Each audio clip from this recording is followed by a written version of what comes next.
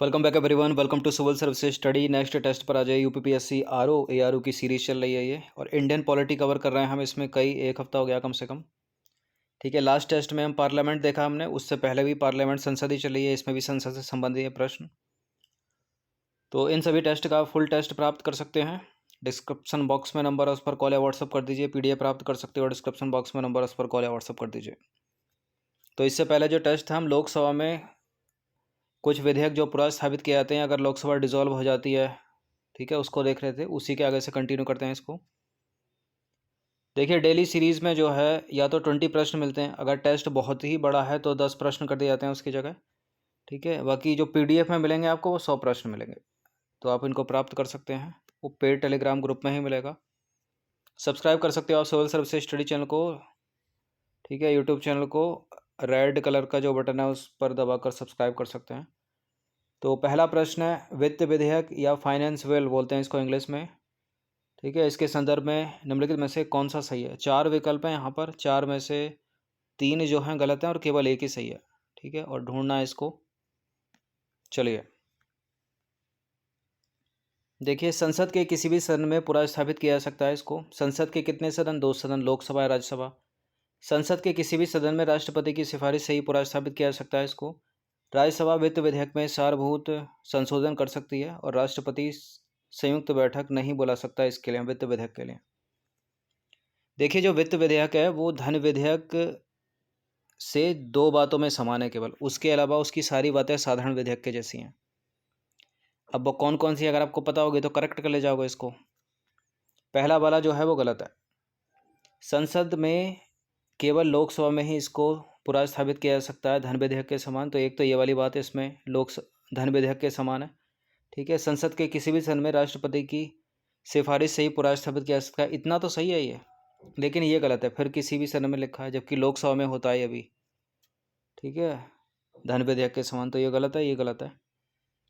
राज्यसभा वित्त विधेयक में सारभूत संशोधन कर सकती है, धन विधेयक के संदर्भ में तो नहीं कर सकती, लेकिन इसमें कर सकती है, तो ये साधारण बात होगी इसकी। राष्ट्रपति संयुक्त बैठक नहीं बुला सकते, ये गलत है। ठीक है, बुला सकते हैं, ये साधारण विधेयक के समान है इसकी बात। तो इसकी 2 बातें हो गई, लोकसभा में आने वाले धन विधेयक के समान, ये हो गई साधारण विधेयक वाली बातें।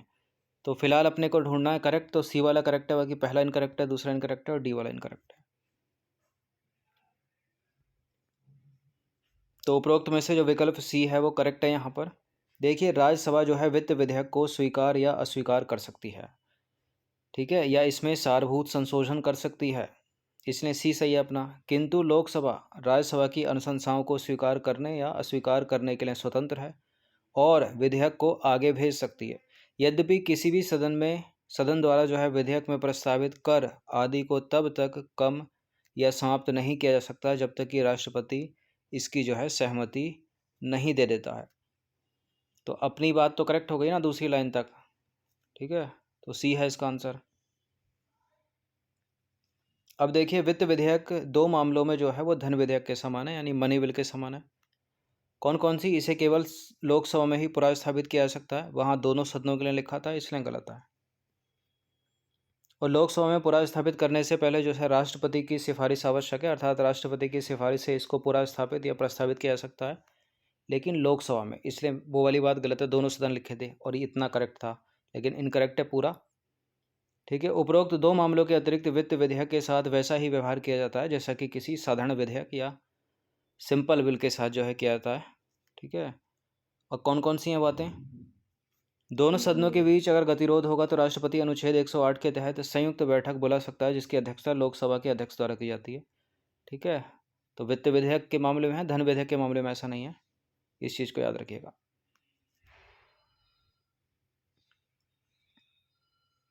दूसरा प्रश्न है,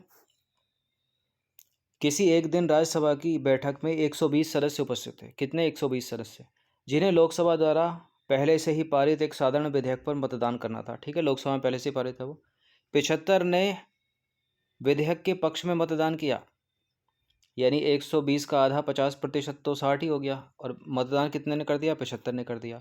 अब इस संदर्भ में निम्नलिखित में से कौन सा परिणाम जो है वो सही आपको बताना पड़कर।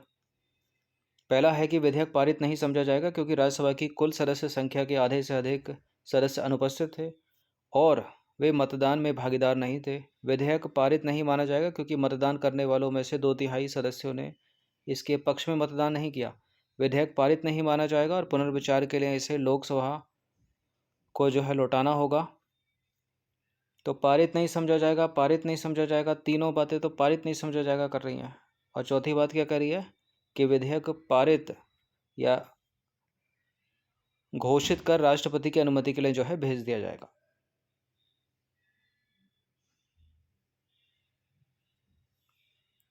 तो जो डी वाली बात है वो करेक्ट है, ठीक है। और ऊपर की ये तीनों बातें जो हैं, विकल्प जो हैं, ये हैं इनकरेक्ट। कैसे? देखिए, साधारण विधेयक दोनों सदनों में जो है अलग अलग उपस्थित और मत देने वाले सदस्यों के बहुमत से पारित किया जाता है, ठीक है। इसके बाद स्वीकृति के लिए राष्ट्रपति के पास भेज दिया जाता है। चूंकि राज्यसभा में उपस्थित 120 सदस्यों में से 75 ने विधेयक के पक्ष में मतदान किया है, जबकि बहुमत के लिए मात्र 61 सदस्यों की सहमति आवश्यक थी। अतः विधेयक पारित घोषित किया जाएगा और इसे जो है स्वीकृति के लिए राष्ट्रपति के पास भेज दिया जाएगा, इसलिए डी करेक्ट है। अब आ जाइए क्वेश्चन नंबर 3 पर। भारत के संविधान के अनुसार निम्नलिखित में से किस विधेयक को लागू करने के लिए राष्ट्रपति की पूर्व सिफारिश या स्वीकृति जरूरी है? नए राज्यों का गठन करना हो या राज्यों की सीमाओं का पुनर्गठन करना हो, धन विधेयक, कोई विधेयक जो सही अर्थों में धन विधेयक नहीं है किंतु भारत की संचित निधि से धन जो है खर्च करना पड़ेगा उसे, ये सभी। राष्ट्रपति की पूर्व स्वीकृति की आवश्यकता होती है किसके लिए? बड़ा इंपॉर्टेंट सवाल है ये, यूपीपीसीएस ने भी कई बार किया है, यूपीएससी सिविल सेवा ने भी किया है, ठीक है। इन तीनों के लिए राष्ट्रपति की पूर्व स्वीकृति आवश्यक है। और धन विधेयक है तो वित्त विधेयक के लिए भी है, ठीक है। तो भारत के संविधान में उपबंध है कि कुछ विषयों पर विधान जो है पूरा स्थापित करने के लिए राष्ट्रपति की पूर्व मंजूरी या सिफारिश आवश्यक है। क्या क्या इसमें शामिल है, इंपॉर्टेंट है, याद रखिएगा इनको।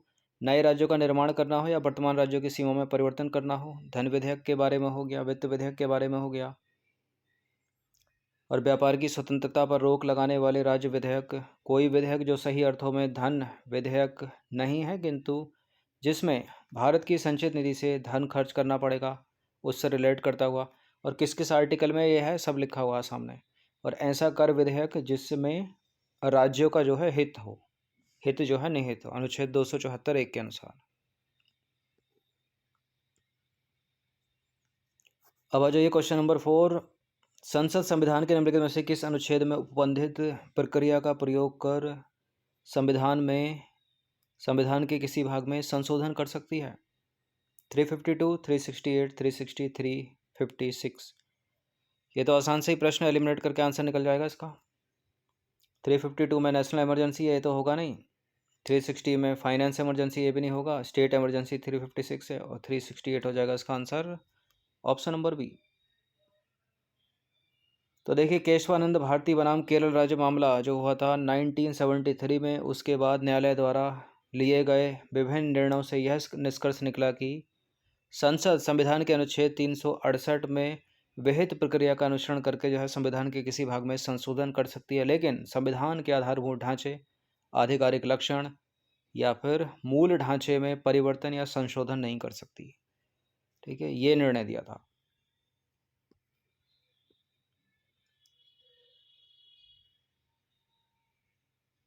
अब आ जाइए क्वेश्चन नंबर 5 पर। क्वेश्चन नंबर 5 है, निम्नलिखित में से कौन से विषय हैं जिससे संबंधित संवैधानिक प्रावधानों में भारत की संसद जो है साधारण बहुमत से परिवर्तन कर सकती है, ठीक है। सिंपल मेजॉरिटी से क्या क्या पारित हो सकता है इनमें? राज्यों का नाम परिवर्तित करना, उनकी सीमाओं में परिवर्तित करना, उनके क्षेत्र में बदलाव करना, राज्य विधान परिषद का निर्माण करना या उसकी समाप्ति, नागरिकता की समाप्ति या प्राप्ति। नीचे दिए गए कूट का प्रयोग करके सही उत्तर का चुनाव कीजिए। दो तरह के सवाल होते हैं, एक तो राष्ट्रपति की पूर्व स्वीकृति किस किस के लिए, और ये साधारण विधेयक वाले बता दो, ठीक है। एक पूछ लेगा कि कौन से विशेष बहुमत वाले हैं, संविधान संशोधन वाले हैं। तो इसमें क्या क्या साधारण विधेयक से हो जाएगा, मतलब साधारण बहुमत से हो जाएगा। यानी सिंपल मेजोरिटी से हो जाएगा। ये तीनों सिंपल मेजोरिटी से हो जाएंगे, तो इसका आंसर हो जाएगा ऑप्शन नंबर डी 1 2 3। तो देखिए, संविधान के कुछ प्रावधानों में परिवर्तन जो है संविधान का संशोधन नहीं समझा जाता। संसद संविधान के ऐसे उपबंधों में सादे बहुमत या साधारण बहुमत से परिवर्तन जो है कर सकती है। साधारण बहुमत प्रत्येक सदन में उपस्थित और मतदान करने वाले सदस्यों का जो है वो बहुमत होता है। अब देखिए, साधारण बहुमत या सिंपल मेजोरिटी से जो है संसद क्या क्या कर सकती है। नए राज्यों का गठन कर सकती है या प्रवेश, नए राज्यों का निर्माण कर सकती है, उसके क्षेत्रों में, उसकी सीमाओं में या संबंधित राज्यों के नामों में परिवर्तन कर सकती है साधारण विधेयक से। ठीक है, किसी राज्य में विधान परिषद का निर्माण कर सकती है, उसकी समाप्ति कर सकती है। अनुसूचित क्षेत्रों एवं अनुसूचित जनजातियों का प्रशासन संबंधी प्रावधान जो 5वीं अनुसूची में दिए हैं, वो भी सब सिंपल मेजोरिटी से हो जाएंगे। 6ठी अनुसूची के प्रावधान जनजातीय क्षेत्रों का प्रशासन सिंपल मेजोरिटी से हो जाएंगे। नागरिकता की समाप्ति करनी है, प्राप्ति करनी है, सिंपल मेजोरिटी से हो जाएगा। निर्वाचन क्षेत्रों का पुनर्निर्धारण करना है, ठीक है। संसद एवं राज्य विधानमंडलों का निर्वाचन करना है। राष्ट्रपति, राज्यपाल, लोकसभा अध्यक्ष, न्यायाधीश आदि के लिए परिलब्धियां, भत्ते, विशेषाधिकार आदि सिंपल मेजोरिटी से हो जाएगा सब। संसद और उसके सदस्यों और उसकी समितियों के विशेषाधिकार साधारण बहुमत से हो जाएंगे ये भी। उच्चतम न्यायालय में अवर न्यायाधीशों की संख्या घटानी बढ़ानी साधारण विधेयक से हो जाएगा। और संसद सदस्यों के वेतन भत्ते ये भी साधारण बहुमत से ही हो जाएगा।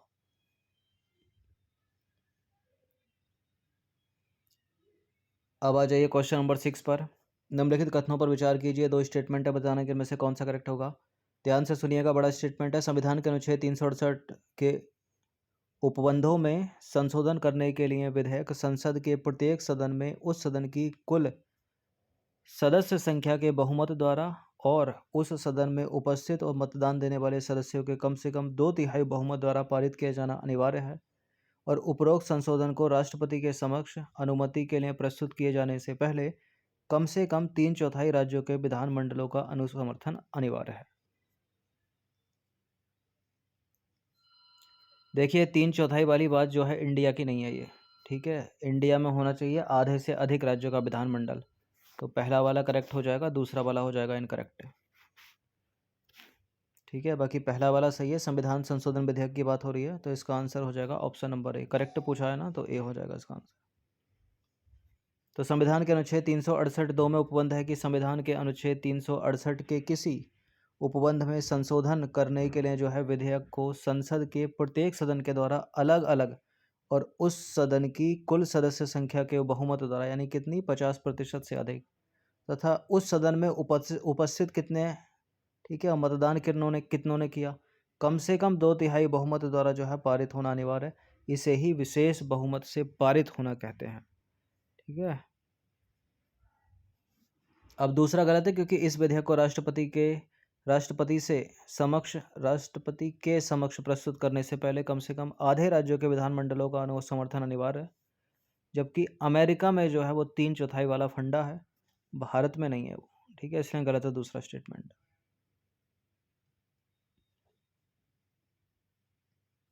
अब आ जाइए क्वेश्चन नंबर 7 पर। संविधान में संशोधन कितने प्रकार से किया जा सकता है?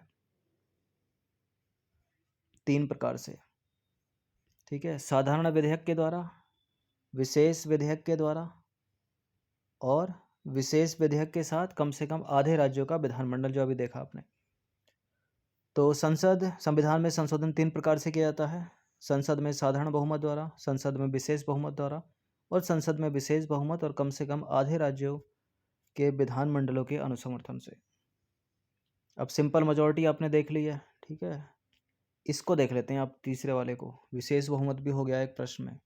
अब देख लेते हैं विशेष बहुमत के साथ साथ कम से कम आधे राज्यों से अधिक के विधानमंडलों की आवश्यकता किसमें पड़ती है, के अनुसमर्थन की। तो संसद में विशेष बहुमत और कम से कम आधे राज्यों के विधानमंडलों के अनुसमर्थन द्वारा निम्न विषयों में संशोधन किया जा सकता है। राष्ट्रपति के निर्वाचन की विधि में, ठीक है। राज्यों का संसद में प्रतिनिधित्व, 7वीं अनुसूची की कोई सूची में संघ एवं राज्यों की कार्यपालिका शक्ति का विस्तार करना हो, संघ एवं राज्यों के बीच विधायी शक्ति का वितरण करना हो, और क्या है, सुप्रीम कोर्ट और हाई कोर्ट से संबंधित प्रावधान हो, अनुच्छेद 241 भाग 5 का अध्याय 4 भाग 6 और भाग 5। और संविधान की संशोधन करने की संसद की शक्ति, उसमें अगर कुछ संशोधन करना हो तो कैसे होगा, वो विशेष बहुमत भी चाहिए और कम से कम आधे राज्यों के विधानमंडल के अनुसमर्थन की आवश्यकता। अब आ जाइए क्वेश्चन नंबर 8 पर। संविधान संशोधन विधेयक के संदर्भ में निम्नलिखित में से कौन सा कथन सही है? मोस्ट इंपॉर्टेंट सवाल है ये, ठीक है, और यूपीएससी का फेवरेट है, यूपीएससी का भी, और स्टेट पीसीएस में तो पूछते ही रहते हैं इसको, और आरओ के लिए भी इंपॉर्टेंट है। तो पहला स्टेटमेंट है, संसद के किसी भी सदन में पुनर्स्थापित किया जा सकता है संविधान संशोधन विधेयक को, यानी लोकसभा में किया जा सकता है, राज्यसभा में किया जा सकता है। दोनों सदनों के बीच गतिरोध होने पर संयुक्त बैठक का उपबंध इसमें नहीं है, और विधेयक को संसद के प्रत्येक सदन में अलग अलग पारित करना जो है अनिवार्य है। विधेयक को राष्ट्रपति ना तो अपने पास रख सकते हैं और ना ही पुनर्विचार के लिए लौटा सकते हैं। ये चार बातें बताइए कौन कौन सी करेक्ट है। इसको बोलेंगे इंग्लिश में कॉन्स्टिट्यूशन अमेंडमेंट बिल, संविधान संशोधन विधेयक। संसद के किसी भी सदन में पुनर्स्थापित किया जा सकता है, ये बात सत्य है, ठीक है। गतिरोध अगर हो गया तो संयुक्त बैठक का प्रावधान नहीं है, वो साधारण विधेयक के मामले में ये भी सही है। विधेयक को संसद के प्रत्येक सदन में अलग अलग पारित करना अनिवार्य है, ये भी सही है। विधेयक को राष्ट्रपति ना तो अपने पास रख सकता है ना ही पुनर्विचार के लिए लौटा सकता है, यानी ये दोनों काम नहीं कर रहा तो क्या करेगा, केवल स्वीकृति देगा फिर, ठीक है। तो सारी की सारी बातें सत्य हो जाती हैं संविधान संशोधन विधेयक से संबंधित, तो डी है इसका आंसर। देखिए ये नंबर है 9560112583। फुल टेस्ट सीरीज प्राप्त करने के लिए आप इस पर व्हाट्सअप कर सकते हैं। तो संविधान संशोधन विधेयक को संसद के सरकारी या गैर सरकारी सदस्य द्वारा किसी भी सदन में, किसी भी सदन का मतलब लोकसभा या राज्यसभा में पुनर्स्थापित किया जा सकता है, ठीक है। सरकारी सदस्य होगा संसद का तो मंत्री हो गया वो, और गैर सरकारी सदस्य है तो मंत्री नहीं है। दोनों सदनों के बीच गतिरोध होने पर संविधान के अनुच्छेद 108 के तहत संयुक्त बैठक बुलाने का उपबंध इसमें नहीं है, वो साधारण विधेयक के मामले में। विधेयक को संसद के प्रत्येक सदन में अलग अलग पारित करना अनिवार्य है, अन्यथा विधेयक जो है समाप्त हो जाएगा, ठीक है। और संविधान संशोधन विधेयक पूरा स्थापित करने के लिए राष्ट्रपति की पूर्व स्वीकृति आवश्यक नहीं है। बड़ी इंपॉर्टेंट लाइन है, याद रखिएगा इसको।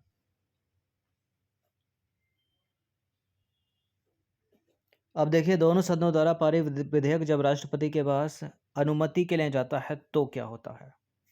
राष्ट्रपति अनुच्छेद 111 के तहत विधेयक को अपने पास नहीं रख सकता और ना ही विधेयक को पुनर्विचार के लिए लौटा सकता है, अर्थात विधेयक पर राष्ट्रपति को अनुमति देना अनिवार्य हो जाता है, ठीक है। ना रख सकता ना पुनर्विचार के लिए लौटा सकता, तो अनुमति देंगे फिर क्या करेंगे, ठीक है। एक और ऐसा कब से हुआ, ऐसा हुआ 24वें संविधान संशोधन 1971 के द्वारा। इससे पहले क्या होता था, राष्ट्रपति विधेयक पर अनुमति देने के बदले यह कह सकते थे कि अनुमति जो है विद्यारित करता है। ऐसा होने से वह अधिनियम नहीं बन पाता था, किंतु इस संशोधन के बाद विधेयक पर अनुमति देने के लिए जो है अनिवार्य कर दिया गया राष्ट्रपति को। अगर ऐसा प्रश्न पूछ रहा है एग्जाम में कि निम्नलिखित में से किस संविधान संशोधन के द्वारा राष्ट्रपति को साधारण विधेयक के मामले में अपनी अनुमति देने के लिए अनिवार्य बना दिया या बाध्य कर दिया, तो वो था 24वां संविधान संशोधन 1971, और ये प्रश्न पूछा भी गया होगा एग्जाम में। अब आ जाइए क्वेश्चन नंबर 9 पर। क्वेश्चन नंबर 9 क्या है, क्वेश्चन नंबर 9 भी संविधान संशोधन विधेयक के बारे में ही है। निम्नलिखित में से कौन सा कथन सही है, कौन सा विकल्प सही है, चार में से, पढ़ते हैं इनको।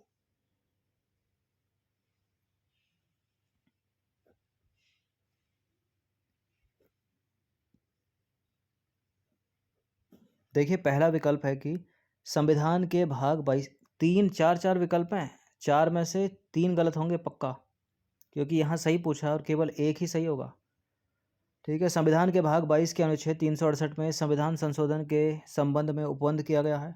संविधान संशोधन विधेयक राष्ट्रपति की पूर्व स्वीकृति से ही पुनर्स्थापित किया जा सकता है। संसद और राज्य के विधानमंडल को संविधान में संशोधन करने की शक्ति है। संविधान संशोधन विधेयक सरकारी या गैर सरकारी सदस्य द्वारा पुनर्स्थापित किया जा सकता है। बताइए। देखिए ये तो सही है 368, लेकिन भाग गलत है, ठीक है, भाग है 20। अब एलिमिनेट तो हम पूरे करेंगे ना, पूरा करेक्ट चाहिए हमको। संविधान संशोधन विधेयक राष्ट्रपति की पूर्व स्वीकृति से ही पुनर्स्थापित किया जा सकता है, इसके लिए नहीं है। ऊपर हमने देखा भी राष्ट्रपति की पूर्व स्वीकृति की आवश्यकता नहीं है संविधान संशोधन विधेयक के लिए, इसको याद रखिएगा, बड़ी इंपॉर्टेंट लाइन है। दो गलत हो गए अपने। संसद और राज्य के विधानमंडल को संविधान में संशोधन करने की शक्ति है। संसद के पास है केवल, राज्य के विधानमंडल से के पास नहीं है। ठीक है। संविधान संशोधन विधेयक सरकारी या गैर सरकारी सदस्य द्वारा पुनर्स्थापित किया जा सकता है, ये सही है। सरकारी सदस्य की बात हो रही है तो मंत्री हो गया वो, तो करेक्ट है पहला, दूसरा भी इनकरेक्ट है, पहला दूसरा भी इनकरेक्ट है, तीसरा भी इनकरेक्ट है, चौथा वाला करेक्ट है और यही अपना आंसर है। तो संविधान का भाग 20 है, आर्टिकल तो सही था ऊपर। संविधान संशोधन विधेयक पुनर्स्थापित करने के लिए राष्ट्रपति की पूर्व स्वीकृति आवश्यक नहीं है और संविधान संशोधन की प्रक्रिया केवल संसद में ही प्रारंभ हो सकती है, राज्य के विधानमंडल को यह शक्ति प्राप्त नहीं है। संविधान संशोधन विधेयक सरकारी सदस्य यानी मंत्री और गैर सरकारी सदस्य यानी गैर मंत्री जो है पूरा स्थापित इसको कर सकता है, तो डी विकल्प जो है वो करेक्ट है। देखिए संविधान में, भारत के संविधान में संशोधन की प्रक्रिया न तो ब्रिटेन के समान लचीली है और ना ही अमेरिका के समान कठोर है, ये जो है दोनों का मिश्रण है, याद रखिएगा। अब आ जाते हैं 10वां प्रश्न वित्त विधेयक पर यानी फाइनेंस बिल पर। एक दूसरा सवाल, एक प्रश्न स्टार्टिंग में ही था। वित्त विधेयक को संसद के दोनों सदनों द्वारा पारित कर राष्ट्रपति के समक्ष प्रस्तुत किया जाता है, तो इस संदर्भ में निम्नलिखित में से कौन सा कथन जो है गलत है, ढूंढना है। 4 विकल्प हैं कि विधेयक पर अपनी स्वीकृति दे सकता है राष्ट्रपति, विधेयक पर अपनी स्वीकृति रोक सकता है राष्ट्रपति, विधेयक को पुनर्विचार के लिए सदन को वापस भेज सकता है राष्ट्रपति, नहीं भेज सकता राष्ट्रपति, विधेयक को पुनर्विचार के लिए सदन को वापस भेज सकता है राष्ट्रपति। देखिए ऐसे सवाल आ जाएं और ऐसे सवाल में दो स्टेटमेंट उसके एक दूसरे के अपोजिट हो जाएं तो 50% मुश्किल आसान हो जाती है हमारी, यानी ये दोनों करेक्ट हैं और गड़बड़ी इन दोनों में से ही है, क्योंकि एक दूसरे के बिलो में इनमें जो शब्द है वो एक दूसरे के विपक्ष जा रहा है कोई। तो जब पहले स्टेटमेंट में बात बोल रहा है कि विधेयक पर अपनी स्वीकृति दे सकता है राष्ट्रपति, दे सकता है या स्वीकृति रोक सकता है, तो पुनर्विचार के लिए भी तो लौटा सकता होगा फिर, अगर ये दोनों करेक्ट हो गए तो। ठीक है, पुनर्विचार के लिए भी लौटा सकता है, तो ये गलत है फिर। ठीक है, कि विधेयक को पुनर्विचार के लिए जो है सदन को नहीं भेज सकता, तो गलत है, भेज सकता है वो बातें याद आ रही होंगी आपको ऊपर वाली, कि वित्त विधेयक 2 बातों में धन विधेयक के समान है और बाकी साधारण विधेयक है वो। ठीक है, तो इन बातों में वो साधारण विधेयक है। ठीक है, इन बातों में।